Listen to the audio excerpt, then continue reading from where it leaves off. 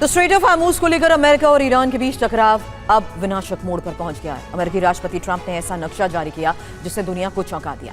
नक्शे में ट्रंप ने हार्मूज को न्यू यूएस टेरिटरी मतलब नया अमेरिकी क्षेत्र बताया है। सवाल सिर्फ हार्मूज के रास्ते का नहीं है, सवाल अब कब्जे का है। इसके साथ ट्रंप ने ईरान के साथ बातचीत पर भी पूर्ण विराम लगा दिया। उधर ईरान भी पीछे हटने के मूड में दिखाई नहीं दे रहा है। एक तरफ अमेरिका की चेतावनी तो ईरान भी पीछे नहीं हटने वाला। ईरान के सुप्रीम लीडर मुस्तफा खामनेई अब रक्षा नहीं बल्कि प्रहार में विश्वास कर रहे हैं। मुस्तफा ने संपूर्ण अरब में विनाश का ब्लूप्रिंट जो तैयार कर लिया है। आखिर क्या है मुस्तफा का प्लान? अगर युद्ध का अगला चरण शुरू होता है तो कैसे वो खाड़ी देशों में तबाही मचा सकते हैं? इसी पर एक्सपर्ट से भी चर्चा करेंगे। हमारे साथ खास मेहमान भी मौजूद है। रक्षा विशेषज्ञ मेजर जनरल रिटायर्ड संजय सोई सर इस वक्त स्टूडियो में हमें ज्वाइन कर चुके हैं और विदेश मामलों के जानकार प्रोफेसर संजय भारद्वाज भी इस वक्त है हमारे साथ। स्वागत करते हैं। आज की बड़ी खबर पर एक विश्लेषण आपसे लें, उससे पहले खबर बता दें। फिलहाल दक्षिण लंदन के सर्कवेज में भीषण आग की तस्वीरें सामने आई और इस आग से इलाके में देखिए धुएं का गुबार उठता दिखा है। लंदन से भीषण आग की ये तस्वीर, जहां आग का दायरा लगातार बढ़ता जा रहा है। ये देखिए तस्वीर, हैरान करने वाली ये तस्वीर। हालांकि इस पूरे मामले की जांच की जा रही है, आग लगी कैसे ये जांच की जा रही है, लेकिन फिलहाल ये तस्वीरें लंदन से है, जहां देखिए इलाके में आग ही आग और धुएं का गुबार।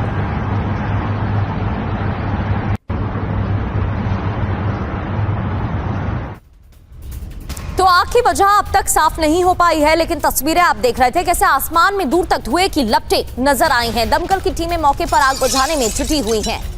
तो खबर आग की वजह अब तक साफ नहीं है, लेकिन ये तस्वीरें जरा देखिए। आग की उठती लहरें और आसमान लपटें और आसमान में धुएं का गुबार भी साफ तौर पर दिखाई दे रहा है। एक्सक्लूसिव तस्वीरें आपको दिखा रहे हैं टीवी 9 भारतवर्ष पर। हादसा है या साजिश, अब सवाल उठ रहा है। तो अब तक ये साफ नहीं है कि आग किन कारणों से लगी है। दो तस्वीरें आपके सामने। पहली तस्वीर देखिए, कई किलोमीटर दूर से भी धुएं का गुबार उठता हुआ दिखाई दे रहा है और दूसरी तस्वीर एरियल तस्वीरें आपको दिखा रहे हैं कैसे धुआं आसमान में छाता दिख रहा है।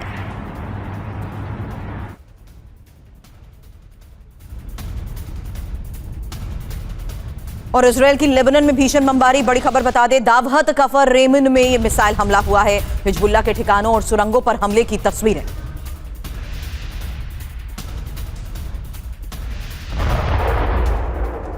मिसाइल अटैक की ये तस्वीरें सामने आई हैं, जहां देखिए एक बार फिर से हिजबुल्लाह के ठिकानों और सुरंगों पर हमले किए जा रहे हैं।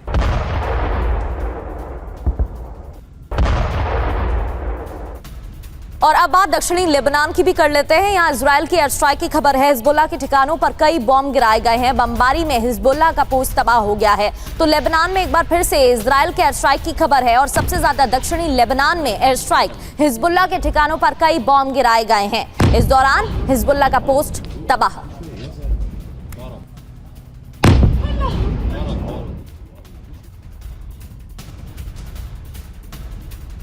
और आज की सबसे बड़ी खबर, अमेरिकी राष्ट्रपति डोनाल्ड ट्रंप का बड़ा दावा। ट्रंप ने स्ट्रेट ऑफ हार्मूज को अमेरिकी टेरिटरी बताया। हार्मूज स्ट्रेट अमेरिका का नया क्षेत्र। ट्रूथ सोशल पर हार्मूज का मैप पोस्ट किया गया। अब इस मैप में यूएस की नई टेरिटरी स्ट्रेट ऑफ हार्मूज को बताया गया है। रणनीतिक तौर पर यह क्या संदेश है, इसी को लेकर एक्सपर्ट से सवाल करेंगे। लेकिन ट्रूथ सोशल पर डोनाल्ड ट्रंप की तरफ से स्ट्रेट ऑफ हार्मूज का यह नक्शा जारी करते हुए न्यू यूएस टेरिटरी लिखा गया। हालांकि ये पहली बार नहीं है जब डोनाल्ड ट्रंप की तरफ से स्ट्रेट ऑफ हार्मूज पर अपने दावे की बात कही गई हो। इससे पहले भी उनकी तरफ से एआई तस्वीर जारी की गई थी। अब आपको बताते हैं हार्मूज पर अमेरिका का कंट्रोल, इसे लेकर क्या दावा किया गया है अमेरिकी राष्ट्रपति की तरफ से। हार्मूज अब अमेरिकी क्षेत्र है। स्ट्रेट ऑफ हार्मूज पर अब अमेरिकी नाकाबंदी भी जारी है। अमेरिकी नियंत्रण में है हार्मूज, ये बताने की कोशिश इस तस्वीर पोस्ट मैप के जरिए ट्रूथ सोशल पर नक्शा पोस्ट किया, ये मैप पोस्ट किया है जिसकी तस्वीर भी आप देख रहे हैं। ट्रंप के पोस्ट में है क्या? न्यू यूएस टेरिटरी, यानी कि इसे स्ट्रेट ऑफ हार्मूज को यूएस टेरिटरी बताया। आगे क्या संभव है, क्या बताने की कोशिश है? अमेरिका ईरान तनाव और बढ़ सकता है। दोनों देशों में बातचीत की संभावनाएं खत्म है। खाड़ी में सैन्य गतिविधियां और बढ़ सकती हैं। तेल टैंकर्स पर हमला हो सकता है। वैश्विक तेल आपूर्ति फिर प्रभावित हो सकती है और अब बड़ी बातें भी समझ लेते हैं। किसी भी वक्त विनाशक जंग संभव होती दिख रही है और हमारे साथ खास मेहमान भी जुड़े हुए हैं। संजय सोई सर, जिस तरीके से पहले भी स्ट्रेट ऑफ हॉर्मूज को लेकर डोनाल्ड ट्रंप की तरफ से एआई तस्वीरें पोस्ट की गई थी, अब ये नया पोस्ट सामने आया है। सर एक बात बताइए, ये कैसे संभव है या ये कैसे माना जा सकता है कि अगर यहाँ स्ट्रेट ऑफ हॉर्मूज पर डोनाल्ड ट्रंप अपना दावा बोल भी रहे हैं या उनका कब्जा हो भी जाता है तो फिर वो मनमानी नहीं करेंगे और उससे और देशों को परेशानी नहीं होगी? नहीं, बिल्कुल पक्ति जी, ये कई बार मुझे हंसी आती है कि कुछ दिनों बाद ट्रंप कुछ दिनों क्या हर रोज ही कुछ ना कुछ नई बात निकल के आती है और ये बात दोबारा रिपीट हो रही है। बात सही है और इसका देखिए क्या होगा कि क्या अमेरिका टैक्स नहीं लेगा इसके बारे में, जैसे ईरान और ओमान लेने की बातचीत चल रही है। आज जो ओमान के साथ बातचीत हो रही है ईरान की, वहाँ शायद अमेरिका को तकलीफ हो रही है, उस वजह से ये इस तरह का बयान उन्होंने निकाल के लाए हैं। या फिर कुछ ना कुछ एक अपना डोमेस्टिक ऑडियंस के लिए भी उन्होंने कुछ ऐसी बातें करते रहते। क्योंकि जब मैं उनकी ये भाषण सुन रहा था, देख रहा था, पीछे लोग ताली बजा रहे थे, यानी कि ये भी हमने कब्जा कर लिया, अमेरिका ने वेनेजुएला ले लिया, यहाँ पे हॉर्मूज भी हमारा हो गया। नहीं सर, तो आज की रियलिटी क्या वाकई कोई नहीं बदली? इससे पहले जब स्ट्रेट ऑफ हॉर्मूज पर ब्लॉकेड ओवर ब्लॉकेड किया गया था, तब आप माइंस को लेकर हमेशा बात करते थे कि ये माइंस सबसे बड़ा चैलेंज हो सकता है यूएस के लिए, भले ही वो जितनी सैन्य कार्रवाई को लेकर, समुद्री घेराव को लेकर तैयारी रखे। आज क्या वो हालात नहीं बदले हैं? आज स्ट्रेट ऑफ हॉर्मूज पे कंट्रोल को देखते हुए यूएस की नई टेरिटरी का ये नक्शा, क्या उसी का कोई रणनीतिक संदेश नहीं है?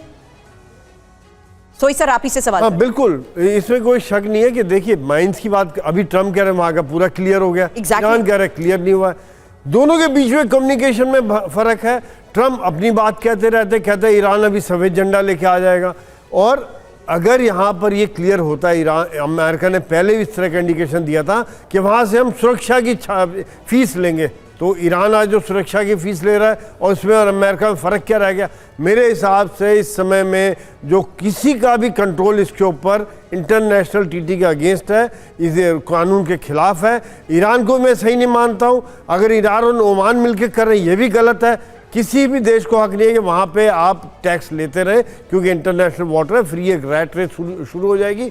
पूरी दुनिया में जितने भी स्टेट्स हैं जहाँ जहाँ पे नैरो पैसेज हैं, वहाँ से लोग टैक्स लेना शुरू कर देंगे। सो इज द रीजन कि इस हालात के बीच में सबसे बड़ा choke point strait of Hormuz बना है। ऐसे में ईरान पर दबाव बनाने की अमेरिका की प्लानिंग को लेकर भी आज एक बड़ी खबर है सर। ट्रंप के ईरान से बातचीत रोकने के निर्देश और सभी अधिकारियों को बातचीत रोकने को कहा गया है। फिलहाल समझौते की कोशिशों से पीछे अमेरिका हटा।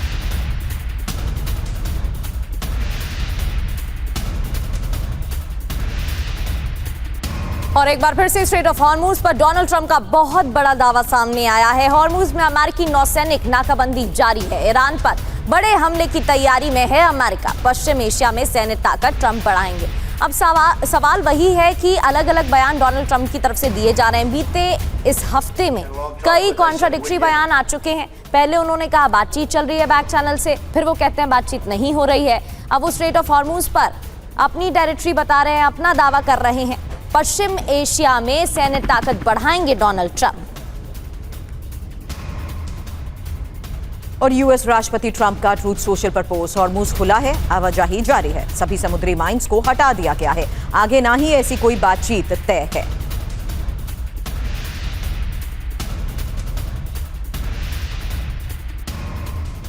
हॉर्मूज पर ट्रंप का प्लान विनाश। ट्रंप का यू टर्न क्या है ये जान लेते हैं। ईरान से बातचीत पर रोक, बातचीत पर फिलहाल रोक लगाई गई है, ये बताने की कोशिश की बात नहीं हो रही है। ट्रंप की प्लानिंग क्या है ये भी जान लेते हैं। ईरान को झुकाने की रणनीति, डील के लिए सरेंडर करे ईरान। हालांकि ट्रंप दावा तो ये कर रहे हैं कि हॉर्मूज पर नाकेबंदी जारी रहेगी। भारद्वाज सर, इन दावों के बीच ही ये सबसे बड़ा सवाल कि इस मैप के जरिए रणनीतिक संदेश वो दे क्या रहे हैं? कह रहे हैं सभी जहाजों के लिए रास्ता खुला हुआ है, जहाजों की आवाजाही बेहद कम हो रही है। ये हकीकत है सर, क्योंकि 24 घंटे में सिर्फ 7 कमर्शियल जहाज यहाँ से गुजरे हैं, जबकि युद्ध से पहले रोजाना 110 जहाज। अब ट्रैफिक में भी भारी गिरावट आ चुकी है। तो किन ग्राउंड्स पर डोनाल्ड ट्रंप ये दावा कर रहे हैं? सर, डोनाल्ड ट्रंप सिर्फ हवाई दावे नहीं करते, लेकिन मेरा सवाल इस वक्त ये है कि डोनाल्ड ट्रंप आज के इस हालात के बीच में किस ग्राउंड पर ये कह रहे हैं? क्या वाकई इस मैप को जारी करते हुए वो कुछ इंडिकेट करने की कोशिश कर रहे हैं?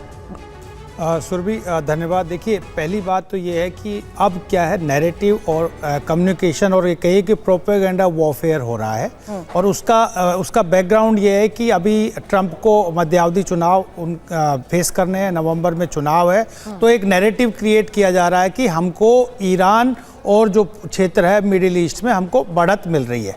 लेकिन वस्तु स्थिति को भी आप देखते हैं तो ये बात मान के चलिए कि जो 60 डेज़ का जो एक सीज फायर था और जो 14 प्रोग्राम फार्मूला था वो एक तरीके से फेल हो चुका है। और आज वही स्थिति आ गई जो 60 डेज़ पहले थी कि नेवल ब्लॉकेड है निश्चित रूप से अमेरिका का, दूसरा इकोनॉमिक ब्लॉकेड उनका अपना चल ही रहा है, वो भी स्थिति बराबर है। तीसरा जो कह रहा है कि ईरान और ओमान के बीच नेगोशिएशन हो रहा है कि जो MOU में 5वां पॉइंट था कि उसमें एक क्लोज दिया गया था कि ईरान और ओमान दोनों नेगोशिएट करके एक तरीके से उस पर समझौता कर सकते हैं। तो उसको भी चेतावनी डोनाल्ड ट्रंप दे चुके हैं सर। बिल्कुल, वो दे चुके हैं, वही कह रहे हैं। उसको भी ट्रंप कह रहे हैं कि इस तरीके का कोई क्लोज नहीं है, इसको मिस इंटरप्रिटेशन किया गया है और सीधा सीधा ओमान को धमकी दिया। यानी कि जो अमेरिका का स्थिति बहुत अच्छा नहीं है, तो अपने वर्बल और ये कहिए प्रोपेगेंडा के माध्यम से अपनी स्थिति को मजबूत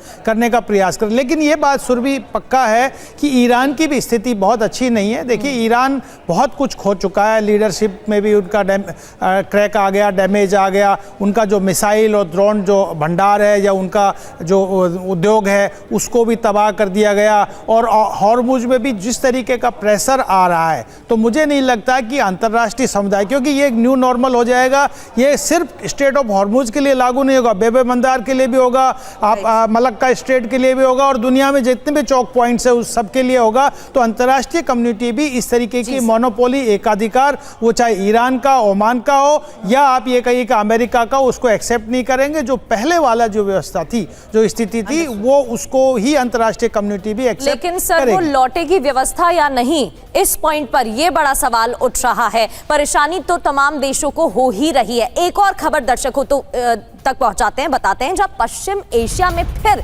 जंग की आग भड़क रही है। ऐसा हम क्यों कह रहे हैं? क्योंकि UAE पर 2 बैलिस्टिक मिसाइल से अटैक हुआ है। UAE रक्षा मंत्रालय ने हमले की पुष्टि भी की है। तो मिडिल ईस्ट में एक बार फिर से जंग की आग भड़कती दिखाई दे रही है। कारण यह कि UAE पर 2 बैलिस्टिक मिसाइलों से अटैक की खबर है।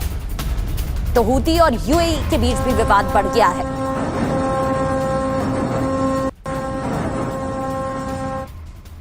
वहीं मिसाइल अटैक को लेकर UAE का दावा यह है कि दोनों मिसाइलें ईरान से लॉन्च हुई हैं। पहली मिसाइल UAE की समुद्री सीमा के बाहर गिरी, जबकि दूसरी मिसाइल UAE के समुद्री सीमा के अंदर गिरी। मिसाइल अटैक की ये तस्वीर है जिसको लेकर UAE की तरफ से दावा किया गया है और दावा ये कि दोनों मिसाइलें ईरान से लॉन्च हुई हैं। और दुबई के जबेल अली के ऊपर धमाकों की खबर भी है। जबेल अली के ऊपर धमाके, UAE में हाई अलर्ट पर एयर डिफेंस सिस्टम। UAE में किसी भी खतरे से निपटने की तैयारी भी की गई है। ये भी खबर कि हवा में ही कई ड्रोन नष्ट किए गए हैं। हूती और UAE के बीच में तनाव बढ़ गया है, मिडिल ईस्ट में तनाव बढ़ गया है। इसी वजह से UAE में हाई अलर्ट जारी किया गया है। एयर डिफेंस सिस्टम भी हाई अलर्ट पर हैं। और NCEMA ने लोगों से सुरक्षित जगह पर जाने की अपील की है। लोगों को आधिकारिक अपडेट पर नजर रखने को भी कहा गया है। हूती की तरफ से भी मिसाइल दागे जाने की संभावना है।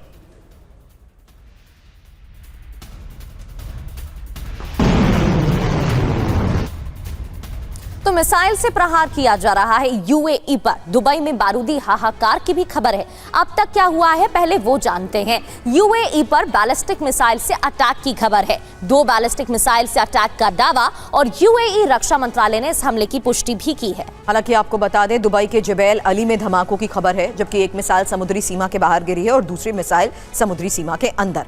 नुकसान को लेकर फिलहाल दावा किया जा रहा है। अभी तक कोई आंकड़े नहीं जारी किए गए, लेकिन लोगों से सुरक्षित स्थान पर रहने की अपील की गई है, अलर्ट रहने को कहा गया है और साथ ही लोगों से अपडेट पर नजर रखने की भी अपील की जा रही है। किस पर आशंका, ये भी जान लेते हैं। दरअसल ईरानी प्रॉक्सी हूती कर सकता है हमला, ऐसी खबर मिल रही है। हालांकि अभी इस पर स्पष्ट जानकारी, ऑफिशियल जानकारी नहीं मिली है, लेकिन हूती की तरफ से हमला हो सकता है ऐसा माना जा रहा है, ऐसा दावा और ऐसी आशंका। खबर यह कि ईरान ने यूएई पर हमले से इनकार किया है। बकाई ने सभी आरोपों को खारिज किया है। बकाई ने कहा कि ईरान पर आरोप लगाने बंद हो।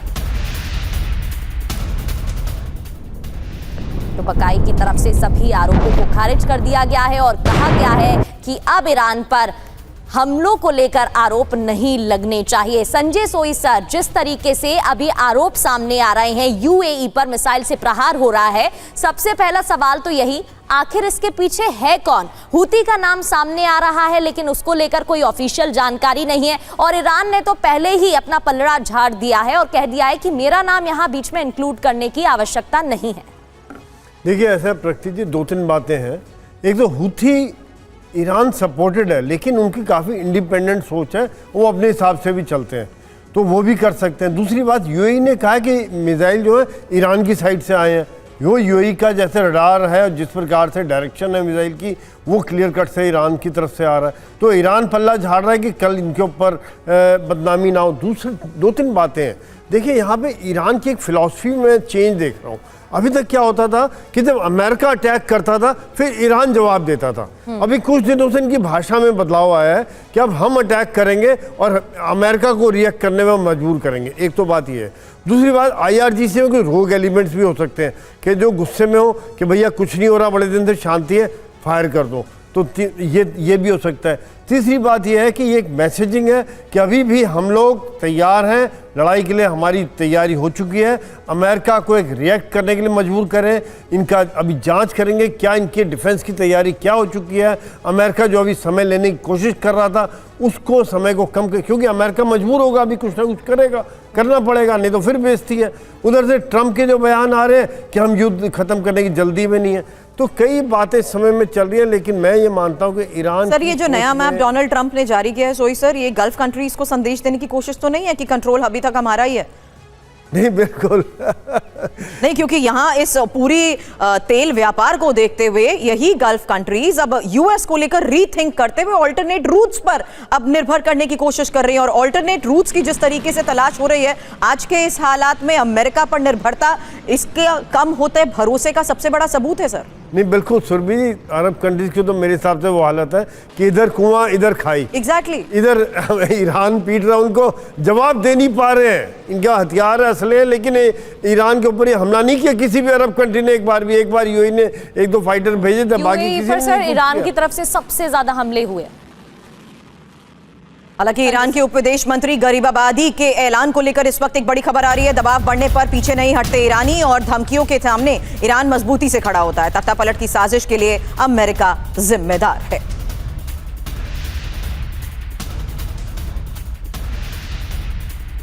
और ईरान के विदेश मंत्री अब्बास अरागची ने भी बयान दिया है। क्या कहा है आपको बताते हैं। मंत्री अरागची ने ईरान के लिए नए दौर का ऐलान किया है। कहा, हम उस देश के जिसने महाशक्ति को हरा दिया। उन्होंने कहा, नया ईरान मजबूत और प्रभावशाली होगा।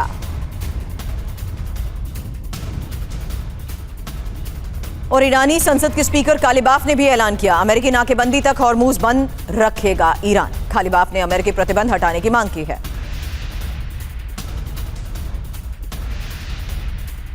कालिबाफ ने फ्रीज ईरानी फंड जारी करने की शर्त भी रखी है, वही शर्त जो शुरुआत में पॉइंटर्स में शामिल की गई थी। कालिबाफ ने कहा, दबाव का जवाब दबाव से देंगे। तेल प्रतिबंधों में भी राहत की मांग कालिबाफ की तरफ से की गई। सैन्य कार्रवाई भी रोकने को कहा गया है। तो कालिबाफ की तरफ से ब्लूप्रिंट को लेकर बयान दिया गया है। तेल प्रतिबंधों में भी राहत की मांग की गई है। साथ ही फ्री संपत्ति को लेकर भी बयान दिया गया। सैन्य कार्रवाई भी रोकने को कहा गया है। तो कालिबाफ ने बताया ईरान का ब्लूप्रिंट। क्या कहा, अमेरिकी नाकेबंदी तक हॉर्मूज बंद रहेगा, विदेशों में फ्रीज ईरानी संपत्ति रिलीज हो, ईरानी तेल पर लगे प्रतिबंधों में भी राहत मिले, सैन्य धमकियां और ऑपरेशन भी खत्म हो, कूटनीति के साथ मिलिट्री फ्रंट सक्रिय रहेगा, जबकि अमेरिकी समझौते का पालन नहीं कर रहे हैं और दबाव बढ़ाने पर ईरानी रियायतें नहीं मिलेंगी। तेल और गैसोलीन ईरान का रणनीतिक मुद्दा है। सबसे बड़ा संदेश यही है कि हॉर्मूज सबसे अहम है। ईरानी हथियार बन चुका है और दबाव कम करने के लिए ही इसका इस्तेमाल किया जा रहा है, जबकि दबाव के जवाब में दबाव बढ़ाने की ये रणनीति है। संजय भारद्वाज सर, दावा डोनाल्ड ट्रंप करते हैं कि स्ट्रेट ऑफ हार्मूज को लेकर ही बहुत डेस्परेट है समझौते के लिए ईरान, जबकि ईरान भी उनके लहजे में बोलने लग गया है कि अमेरिका गिड़गिड़ा रहा है समझौते के लिए। अब ये चोक पॉइंट तो बना हुआ है, इसीलिए इन तमाम मांगों पर सहमति नहीं बनी कि आज एक बार फिर से स्ट्रेट ऑफ हार्मूज को लेकर कंट्रोल को देखते हुए बड़े दावे। देखिए, ये बात तो आप मान के चलिए कि जो डिप्लोमेटिक चैनल्स थे, जो नेगोशिएशंस था, वो बहुत वीक पड़ चुका है। और उधर जो ट्रंप जो IRGC नेगोशिएट करना चाहती है, IRGC बिल्कुल मना कर रही है। तो दोनों का जो बयान है बिल्कुल डिफरेंट है। लेकिन सबसे बड़ी बात जो आ रही है, देखो, दो तरीके से भरोसा टूट गया है। पहली बात कि ईरान और अमेरिका के बीच जो नेगोशिएशन था वो भी भरोसा टूट चुका है। जो कह रहे हैं कि जो मीडिएटिंग चैनल्स थे, चाहे कतर है, पाकिस्तान है, वो बिल्कुल फेल हो चुके हैं। लेकिन एक दूसरी बात यह है कि अमेरिका का जो मिडिल ईस्ट के देशों को अमेरिका पे जो भरोसा था, चाहे वो UAE है, चाहे वो ओमान का सबसे बड़ा उदाहरण है कि हम ओमान पे भी बमबारी कर देंगे, सऊदी अरबिया है, कतर है, बहरीन है, इनका भरोसा भी एक तरीके से कमज़ोर हो गया अमेरिका पे। और मुझे लगता है ये एक शुरुआत हो चुकी मिडिल ईस्ट में कि डिक्लाइन ऑफ अमेरिका और decline of West in Asia, और ये बिल्कुल इसके सिम्टम्स दिख रहे हैं। दूसरी बात एक देखिए कि ईरान क्या कह रहा है कि हम फुल ऑफेंसिव हैं, और फुल ऑफेंसिव मूड में हम पूरा रिटेलिएट करेंगे, हम पूरा चाहे स्ट्रेट ऑफ हॉर्मुज हो या बाकी जो अलाइज हैं जो अमेरिका को समर्थन दे रहे हैं उस पर भी हम अटैक करेंगे। तो आप ये देखिए, UAE का एक एविडेंस आ रहा, हालांकि ईरान अभी मना कर रहा है, लेकिन दूसरी तरफ हूती जो है वो सऊदी अरबिया पे अटैक किया। और तीसरा आप देखिए कि जिस तरीके का गाजा में डेवलपमेंट हो रहा है कि डिस्ट्रीब्यूट हो रहा है, फूड डिस्ट्रीब्यूट हो रहा है, मेडिसिन डिस्ट्रीब्यूट हो रहा है, पूरा जो वेस्ट ऑक्यूपाइड एरिया है उस पर भी डिस्ट्रीब्यूट हो रहा है। तो एक तरीके से अमेरिका और इजराइल का जो एक सुपरमेसी और डोमिनेंस था इस क्षेत्र में, जो अपने आप को मिलिट्रीली डोमिनेट करने दिखा रहे थे, वो कमजोर हो चुका है। और मुझे लगता है कि ईरान, क्योंकि ईरान देखिए अब उसके पास खोने के लिए बहुत कुछ नहीं है, तो ईरान निश्चित रूप से अपने आप को रिकवर करेगा, हॉर्मुज पे फिर असर्ट करेगा, और बाकी जो अपना जो इस्लामिक नैरेटिव है मिडिल ईस्ट में उसको भी बरकरार रखने का कोशिश करेगा। देखिए, IRGC के हौसले बुलंद है, उनको ये बात पता है कि आप बिल्कुल एकदम फील्ड में आप अमेरिका को मात दे देंगे, जैसे कि अफगानिस्तान ने अमेरिका को मात दिया है। तो इस स्थिति में अमेरिका अब कहीं नेगोशिएशन के मूड में है, क्योंकि उनको अपने देश में भी चुनाव भी फेस करने हैं और इस देश में भी और दुनिया को भी फेस करना है। तो अमेरिका अपनी साख बचाने के लिए इस तरीके के हथकंडे अपना के और ईरान को बेसिकली नेगोशिएशन टेबल पर लाना चाहता है। बिल्कुल सर, और वो IRGC के दावों में कॉन्फिडेंस दिखाई भी दे रहा है, तो वहीं इलेक्शन भी है, जिस वजह से कई मुद्दों पर पेच फंसते हुए अमेरिका ईरान के बीच में दिखाई दे रहे हैं। ईरान में सर्दियों में गैस कमी की चेतावनी। दरअसल युद्ध से गैस इंफ्रास्ट्रक्चर को भारी नुकसान पहुंचा। उत्तरी प्रांतों में भारी समस्या संभावित बताई जा रही है, यानी कि आने वाले समय में सर्दियों में उत्तरी प्रांतों में भारी समस्या हो सकती है।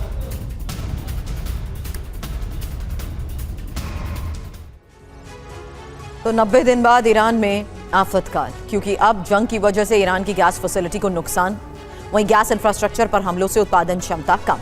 हर दिन गैस उत्पादन 95 मिलियन क्यूबिक मीटर तक कम हुआ है। और इतना ही नहीं, असली है फैसिलिटी में नुकसान की वजह से प्रोडक्शन धीमा हो गया। ईरान को हर दिन करीब $30 मिलियन का नुकसान भी पहुंचा। लेकिन आगे क्या होगा ये जानना जरूरी है। ठंड से घरों में हीटिंग के लिए गैस की खपत बढ़ेगी, बिजली सप्लाई कम पड़ सकती है, बिजली उत्पादन भी प्रभावित हो सकता है और गैस कटौती, बिजली संकट का खतरा पैदा हो सकता है। हालांकि जो प्रांत सबसे ज्यादा प्रभावित उसमें नॉर्थ, खोरासान, मजांदरान, गोलिस्तान। अपील ये की जा रही है कि उद्योगों को गैस बचानी होगी, घरों में कम गैस खर्च करें लोग।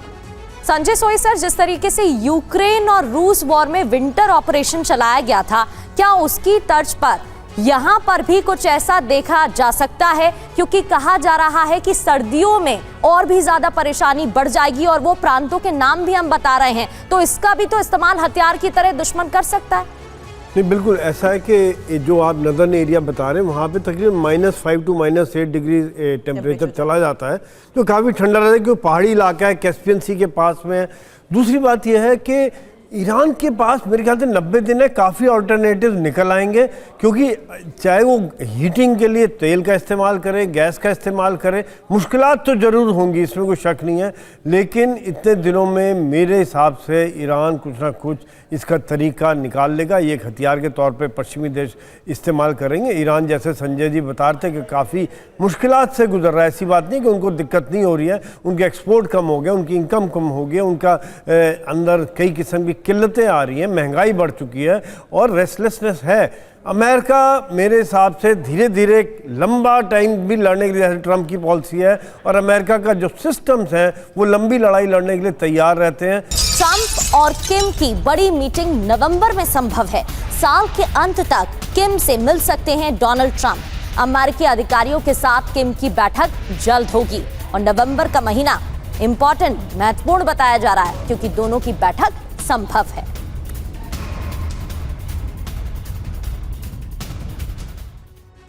तो किम से मिलने के लिए बेताब डोनाल्ड ट्रंप। खबर सुनिए, जहां ट्रंप तानाशाह किम से मिलना चाहते हैं और इसी साल मुलाकात की तैयारी की जा रही है। हालांकि ट्रंप परमाणु कूटनीति करना चाहते हैं और एशिया दौरे के दौरान ही बैठक भी संभव है। तो नवंबर का महीना, एशिया दौरे पर आएंगे डोनाल्ड ट्रंप और इस दौरान हो सकती है बातचीत। मकसद क्या है? उत्तर कोरिया, नॉर्थ कोरिया के परमाणु कार्यक्रम पर बात हो सकती है। ईरान जंग से गोलपोस्ट बदलने की कोशिश भी की जा सकती है। भारद्वाज सर, पिछले 2 दिनों से बार बार डोनाल्ड ट्रंप की तरफ से या अमेरिका की तरफ से बदलती परमाणु नीति को लेकर खबरें आ रही थी। ईरान के खिलाफ जाहिर सी बात है टेक्टिकल न्यूक्लियर वेपन्स की खबर सामने आना एक संदेश है, लेकिन किम जोंग उन के साथ तस्वीर पोस्ट करना और इस मुलाकात की खबर, क्या इसे कनेक्ट कर सकते हैं?